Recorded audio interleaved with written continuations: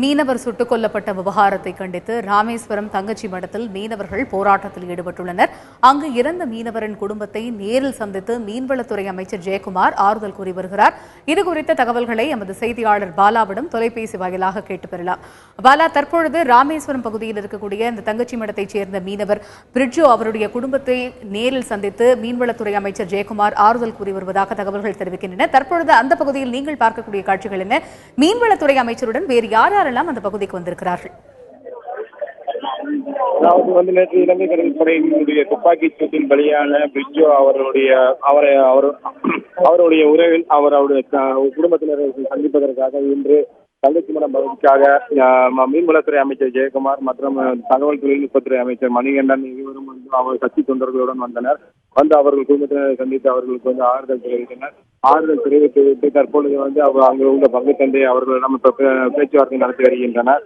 இந்த மீனவர்களுக்கு தற்பொழுது இந்த மீனவர்களுக்கு துப்பாக்கி சூடில் காயமடைந்த மீனவர் குடும்பத்திற்கு ஆறுதல் கூறியதுடன் அவர்களுக்கு தேவையான வசதிகள் அனைத்தும் செய்து கொடுக்கப்படும் தெரிவித்துள்ளனர். அது மட்டும் இல்லாமல் இந்த போராட்டம் தொடர்ந்து நடைபெற்று நிலையில் தற்பொழுது இங்குள்ள பிரதிநிதிகள் அனைவரிடம் சந்தித்து பேச்சுவார்த்தை நடத்தி வருகின்றனர். அதாவது இலங்கை கடற்படை மீது நடவடிக்கை எடுப்பதற்காக மத்திய அரசை நாங்கள் வலியுறுத்தி வருவதாகவும், அது மட்டும் இல்லாமல் தற்பொழுது இலங்கை கடற்படை இலங்கை அரசுக்கு இந்திய அரசு கண்டனம் தெரிவித்துள்ளதாகவும் தெரிவித்து அவர்களிடம் ஆறுதல் தெரிவித்து வருகின்றனர். தொடர்ந்து மீனவர் சங்க பிரதிநிதிகள் அவர்களுடைய கோரிக்கைகளை மீன்வளத்துறை அமைச்சரிடம் முன்வைக்கின்றனர். இவர்கள் வைக்கக்கூடிய கோரிக்கை என்னவென்றால், எங்களுக்கு அவங்க இந்த தொடர்ந்து ஒரே 2 கோரிக்கையை மட்டும் முன்வைத்து வருகின்றனர். இக்காரணத்தை கொண்டு இனிவரும் காலங்களில் இலங்கை கடற்படை துப்பாக்கி சூடு மீனவர்கள் மீது தாக்குதல் நடத்தக்கூடாது என்றும், அதே போல பறிமுதல் செய்து வைக்கப்பட்டுள்ள படகுகள் மீனவர்களை உடனடியாக விடுவிக்க வேண்டும், பாரம்பரிய இடத்தில் மீன்பிடிப்பதற்கு வழிவகை செய்ய வேண்டும் என்பது இவர்களுடைய கோரிக்கையாக உள்ளது.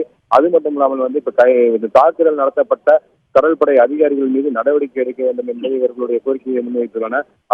கோரிக்கையை இவர்கள் தற்போது இன்று காலை நிறைவேற்றப்பட்ட தீர்மானத்தின் வாயிலாக இந்த கோரிக்கைகளை அவர்களிடம் கொடுத்திருக்கின்றனர். அதை அவர்கள் தற்பொழுது இந்த கோரிக்கையை அவர்கள் பெற்றுக் கொண்டுள்ளனர் என்று தெரிய வருகிறது. அது மட்டும் இல்லாமல் தொடர்ந்து அவர்கள் மீனவ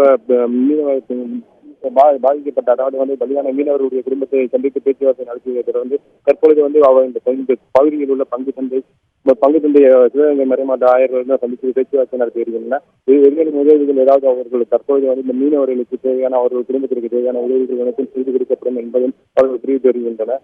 இருப்பினும் மீனவர் சங்க தலைவர்கள் அவர்களிடம் வைக்கக்கூடிய முறைகளுக்கு இலங்கை சிறையில் உள்ள படகுகளை மீட்டு தர வேண்டும், மீனவர்களை மீட்டு தர வேண்டும். பாதிக்கப்பட்ட மீனவர் குடும்பத்திற்கு தொடர்ந்து அவங்களுக்கு உரிய இழப்பீடு வழங்க வேண்டும் என்ற அந்த கோரிக்கைகளை வைத்திருப்பது போல் தெரிய வருகிறது. இருந்தாலும் மீனவர்கள் தற்பொழுது எங்களுக்கு இனிவரும் காலங்களில் எந்த விதமான பாதிப்பும் இல்லாமல் மீன் பிடிப்பதற்கு வழிவகை செய்ய வேண்டும் என்பது பிரதான கோரிக்கையாக உள்ளது. தற்பொழுது அந்த கோரிக்கைகளை முன்வைத்தே தற்பொழுது அவங்க மீன்வளத்துறை அமைச்சருடன் சந்தித்து பேச்சுவார்த்தை நடத்துவதை நாம் காண முடிகிறது.